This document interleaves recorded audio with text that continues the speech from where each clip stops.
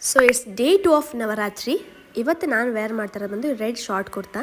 So ಇದು actually full print ಇದೆ, ಸಿಕ್ಕಾಪಟ್ಟೆ ಕ್ಲಾಸಿಯಾಗಿ ಕಾಣಿಸುತ್ತೆ ಕಾಲೇಜ್ ಆಫೀಸ್ಗೆ ಇಲ್ಲಾನು. ಇದನ್ನ ನೀವು ಜೀನ್ಸ್ ಮೇಲೆ ಆದರೂ ಸ್ಟೈಲ್ ಮಾಡ್ಬೋದು, ಅಥವಾ ನಾನು ಎತ್ನಿಕ್ ವೇರ್ ಆಗಿ ಕಾಣಲಿ ಅಂತೇಳಿ ಲೆಗಿನ್ ಮೇಲೆ ಪೇರ್ ಮಾಡಿದ್ದೀನಿ. ನಾನು ಇದನ್ನ ಎಲ್ ಸೈಜಲ್ಲಿ ತರಿಸ್ಕೊಂಡಿದ್ದೀನಿ. ಆ್ಯಕ್ಚುಲಿ ಸ್ವಲ್ಪ ಲೂಸ್ ಇದೆ, ನನಗೆ ಅದನ್ನು ಸ್ಟಿಚ್ ಮಾಡ್ಸೋಕ್ಕೂ ಸಹ ಟೈಮ್ ಇದೆ ನನಗೆ, ಹಾಗಾಗಿ ಹಂಗೆ ಸ್ಟೈಲ್ ಮಾಡಿದೆ. ಆ ಮೆರೂನ್ ಟಾಪ್ ಮೇಲೆ ಗೋಲ್ಡ್ ಡೀಟೇಲಿಂಗ್ ಬಂದಿದ್ದಕ್ಕೆ ಸಿಕ್ಕಾಪಟ್ಟೆ ಕ್ಲಾಸಿಯಾಗಿ ಕಾಣಿಸುತ್ತೆ ಲುಕ್. ಇನ್ನು ಫ್ರೆಶ್ ಅಪ್ ಎಲ್ಲ ಆಗಿ ರೆಡಿ ಆದಮೇಲೆ ದೇವ್ರ ಪೂಜೆ ಮುಗಿಸ್ಕೊಳ್ಳೋಣ ಅಂತೇಳಿ ಹಳೆ ಹೂವೆಲ್ಲ ತೆಗೆದು ಮತ್ತೆ ಫ್ರೆಶ್ ಆಗಿ ಎಲ್ಲ ಹೂವು ಇಟ್ಟು ದೀಪಗೆಲ್ಲ ಎಣ್ಣೆ ಹಾಕಿ ರೆಡಿ ಮಾಡಿ ಅದನ್ನೆಲ್ಲ ದೀಪ ಇಟ್ಟು ನೈವೇದ್ಯ ಎಲ್ಲನೂ ಇಟ್ಟು ರೆಡಿ ಮಾಡಿ ಪೂಜೆನೆಲ್ಲ ಮುಗಿಸ್ಕೊಂಡೆ.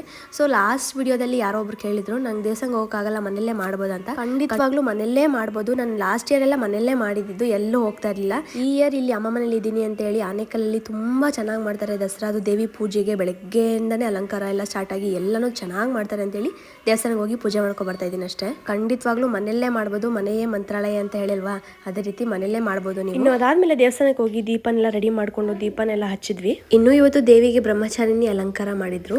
ಸೊ ನೋಡ್ಬೋದು ದೇವಿ ಅಲಂಕಾರ ಎಷ್ಟು ಚೆನ್ನಾಗಿದೆ. ಇಷ್ಟ ಆಗಿತ್ತು. ಮತ್ತೆ ನಾಳೆ ಸಿಗುವಲ್ಲಿ. Thank you. Stay tuned. Take care of yourself. Bye by.